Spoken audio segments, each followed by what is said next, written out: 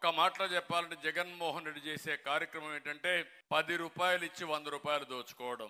నేను ఇచ్చిన కార్యక్రమం 10 రూపాయలు ఇచ్చి ఇంకా అవసరమైతే 15 రూపాయలు ఇచ్చి 100 రూపాయలు సంపాదించే మార్గం మీకు చూపిస్తా. 100 రూపాయలు సంపాదిస్తే అక్కడి నుంచి 1000 రూపాయలు సంపాదించడం పెద్ద కష్టం కాదు. తెలివి కొంతమంది సొత్తే కాదు, ఆ విషయం మీరు గుర్తుపెట్టుకోవాలి. మొట్టమొదటిసారిగా అనిపిస్తుంది 10 రూపాయలు సంపాదిస్తే 10 రూపాయలు 100 రూపాయలు సంపాదిస్తుంది. ఒకప్పుడు శారీరకంగా కష్టపడేవాళ్ళం, ఇప్పుడు శారీరకంగా అవసరంలా అందరికీ సెల్ ఫోన్లు వచ్చేసాయి.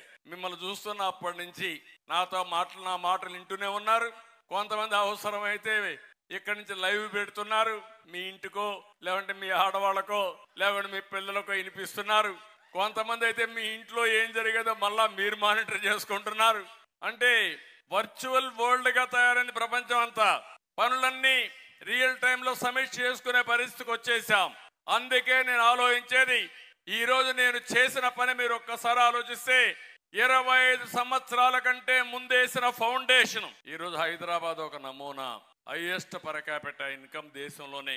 ఐటీ మీ ఊర్లో చదివిన పిల్లలు చాలా మంది ఉంటారు, మీ కుటుంబాల్లో ఉంటారు. అతనికి మీ ఊర్లో ఉండే వాళ్ళకి వ్యత్యాసం చూడండి. ప్రపంచంలోనే ఎక్కువ ఆదాయం సంపాదించే వాళ్ళు ఎవరంటే తెలుగు జాతి. దానికి కారణం తెలుగుదేశం పార్టీ ఆ రోజు చేసిన foundation.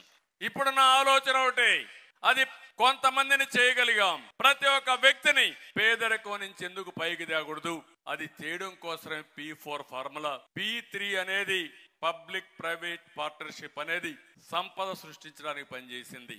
Public private peoples participation అనేది ప్రతి ఒక్క వ్యక్తిని సంపద సృష్టించడానికి ప్రజలే ఆస్తిగానే పరిగణిస్తున్నా. ఇంట్లో 5 మంది ఉన్నారు, వాళ్ళకు భూములు లేవు.